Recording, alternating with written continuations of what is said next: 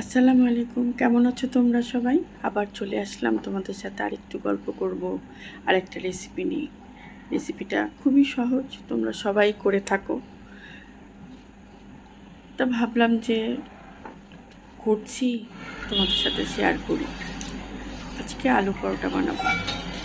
আজকে আসলে সন্ধ্যার সময় আমি চা খেয়ে ফেলেছি, ছেলেদেরকেও কিছু ফ্রুটস ছিল ওগুলো কেটে দিয়েছি, প্লাস জালুক ছিল ওটা খেয়েছে। মেজো ছেলে হঠাৎ করে বলছে যে মা ক্ষুধা পেয়েছে। তো চটজলদি আমি কি করব ভেবে পাচ্ছিলাম না। ওদের আলু পরোটাটা খুবই পছন্দ, তাই আমি ভাবলাম যে তাহলে ওদেরকে আমি আলু পরোটা বানিয়ে দিই।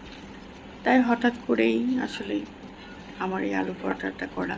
আমি কিভাবে করলাম তোমরা নিশ্চয়ই দেখতে পাচ্ছ। আমি যে ময়দাটা আগেই আমি ডো করে নিয়েছি, ময়দাটা আমি একটু ইস্ট দিয়েছিলাম যাতে একটু সফট হয়। আর বাকি সব তোমরা তো জানো, একটু তেল, একটু লবণ, একটু চিনি, এভাবে আমি ডোটা তৈরি করে নিয়েছি। আর আলুর ভর্তাটা আমি শুকনো মরিচ ব্যবহার করেছি, আলুর ভর্তাতে আমি কাঁচা মরিচটা দিইনি। আলু পরোটাতে আমার মনে হয় শুকনো মরিচটা দিলে একটু টেস্টটা ভালো আসে। তাই ডোয়ের ভিতরে আমি যে আলু ভর্তাটা করি আমি ভিতরে দিয়ে তারপরে প্রথমে আমি ট্রাই করেছিলাম বেলুন দিয়ে মানে গোল করতে, রুটিটা করতে, কিন্তু এত সফট ছিল, ছিল যেহেতু ইস্ট দেওয়ার কারণে। আর আমি তেলে রেখে দিয়েছিলাম ডোটা 10 থেকে 15 মিনিট, তাই অনেক নরম হয়ে গিয়েছিল।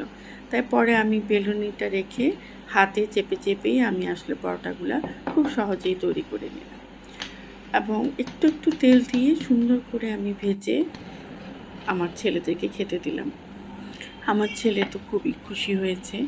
আমার মেজো ছেলে আসলে মাঝে মাঝে বলে ক্ষুধা লেগেছে।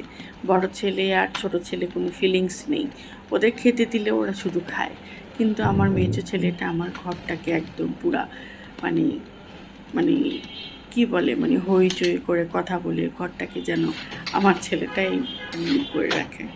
আর ছোট ছেলে বড় ছেলে সবসময় চুপচাপ থাকে, রান্নাঘরে যাবে একটু পর দেখবে মা কি রান্না করছো, কি করছো, বাও থ্যাংক ইউ মা, টুমা দিয়ে তারপরে সে রান্নাঘর থেকে আসে।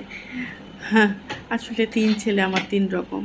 ছোট ছেলে তো খেতে দিলেই শুধু খাবে, আর বড় ছেলে তো খাবে ওই সেম ছোট ছেলের মতোই, শুধু বলবে মা কিছু আছে খেতে। ওভাবেই আমার বড় ছেলেটা কিছু খাবার চায়। আর মেজো ছেলে তো হঠাৎ করে মা ক্ষুধা পেয়েছে, মা ক্ষুধা লেগেছে, মা খেতে দাও, মা এটা ওটা। এই তো দেখতে পাচ্ছেন আমি খুব সহজেই, যেহেতু ডোটা আমার অনেক সফট এবং নরম হয়েছে ইস্ট দেওয়ার কারণে, আর আমি ডোটা করে রেখে দিয়েছিলাম 10 থেকে 15 মিনিট তেলের ভিতরে, তাই আমি হাত দিয়ে খুব সহজে রুটিগুলো আমি করে নিতে পারছি। আর পাশে দেখতে পাচ্ছেন ভাত বসিয়ে দিয়েছি। আসলে আজকে একটু বের হব ভেবেছিলাম রাতের বেলা 8:30 9:30 দিকে। এর জন্য আমি ভাতটাও ভাবলাম যে একসাথেই করে ফেলি, তাহলে আমার রান্নাঘরে আর আসতে হবে না, দ্বিতীয়বার আর ঝামেলা করতে হবে না। এই তো খুব সুন্দর করে দেখতে পাচ্ছেন আমি 2 পাশ অল্প তেল দিয়ে আমি সুন্দর করে ভেজে নিচ্ছি। একটা হ্যাভি টাইপ নাস্তাও হলো আর আমার ছেলেরাও খুশি হয়ে গেল। খুব সুন্দর করে ভেজে আমি এভাবে আমার ছেলেদেরকে খেতে দিয়েছি, ওরা অবশ্য সস দিয়ে খেয়েছিল। সবাই অনেক ভালো থাকবেন, আমার জন্য দোয়া করবেন, আমার ছেলেদের জন্য অনেক দোয়া করবেন। আল্লাহ হাফিজ সবাইকে। আর আপনারা যদি খেতে চান এভাবে চটজলদি আলু পরোটা করে খাবেন। আল্লাহ হাফিজ।